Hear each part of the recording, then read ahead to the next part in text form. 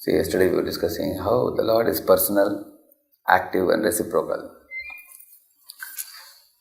Even though we may not have the vision to see the Lord as a very active person, and we may be absorbed in our own little world of Sukh Dukh, Shita Ushna, Mana Paman, Jai Parajai, Labha Labha.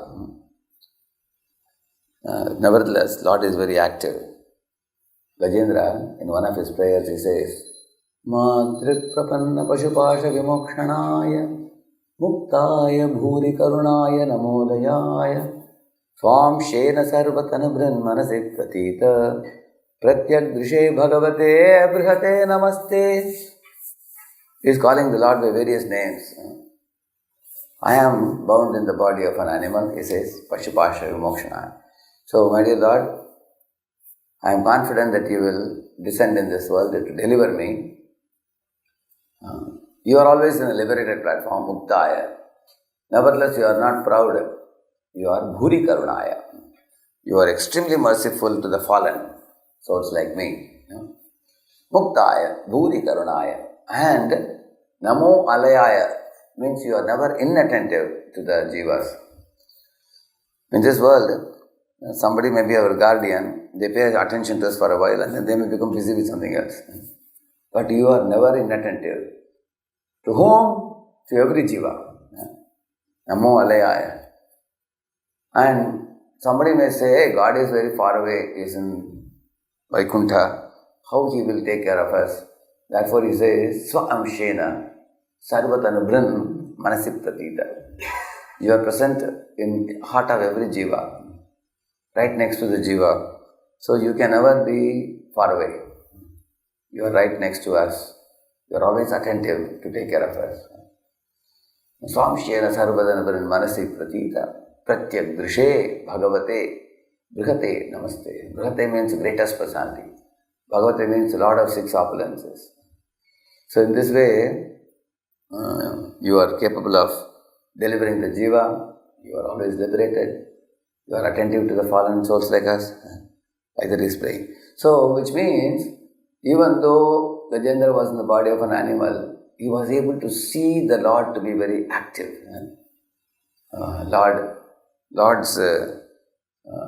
In the Bhagavad Gita, Lord says, Upadrashta, Anumanta, Chavarta, Bhokta, Maheshwaraha, Paramatmeti Chapyukto, Dehesmin, Purushaparaha. Upadrashta means director.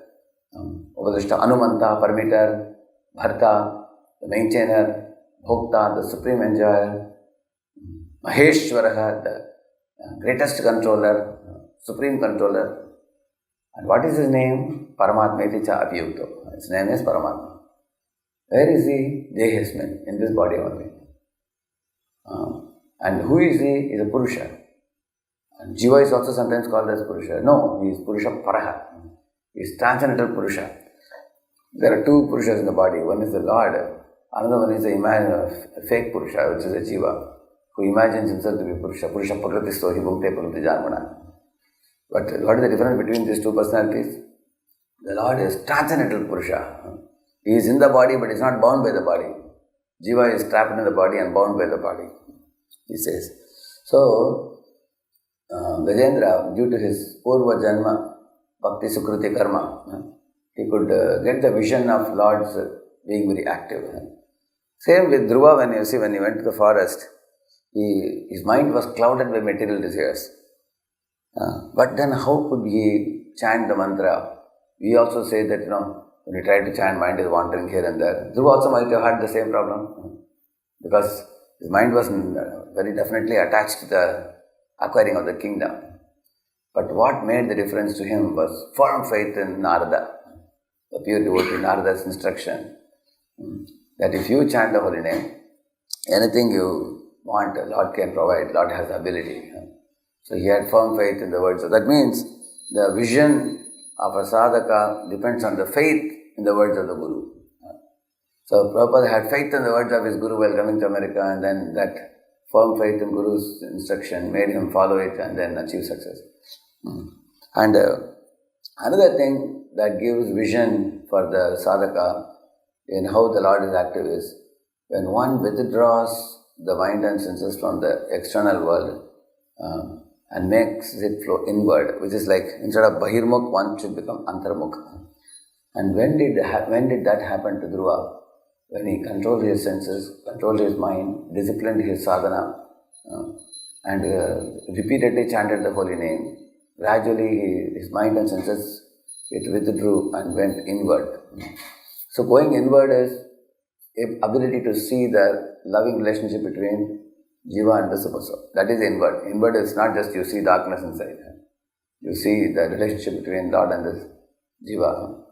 So, because our body is always enamored by the allurements around, our mind is fickle and making sankalpa vikalpa. I like this, I don't like this, I don't want this.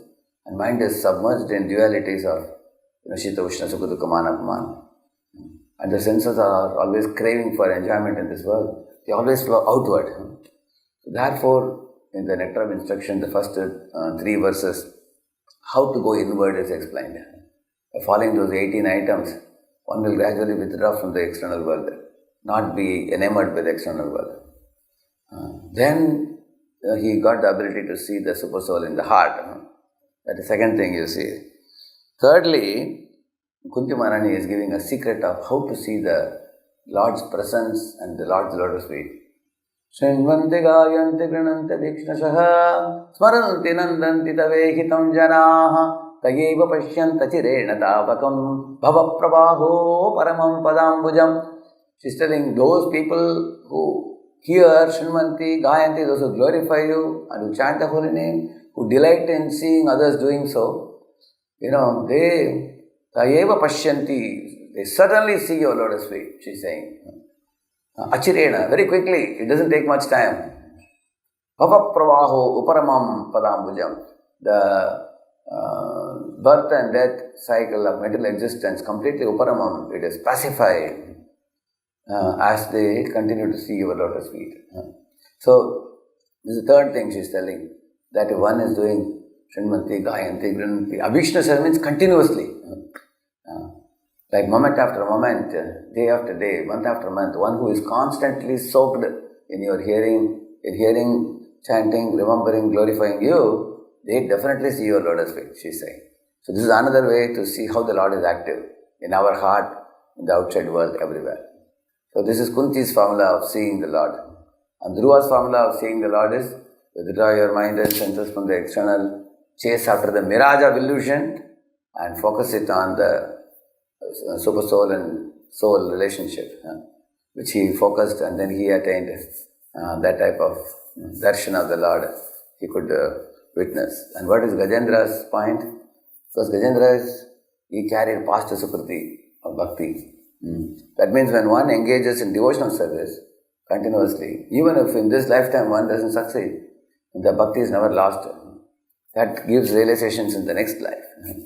Then one can continue. So Gajendra, even though he was trapped in the body of an animal in this particular life, it was not a loss because previously he had done devotion service. And he offered this beautiful prayer, Madhurk Papanna Pashupashva Mokshanaya.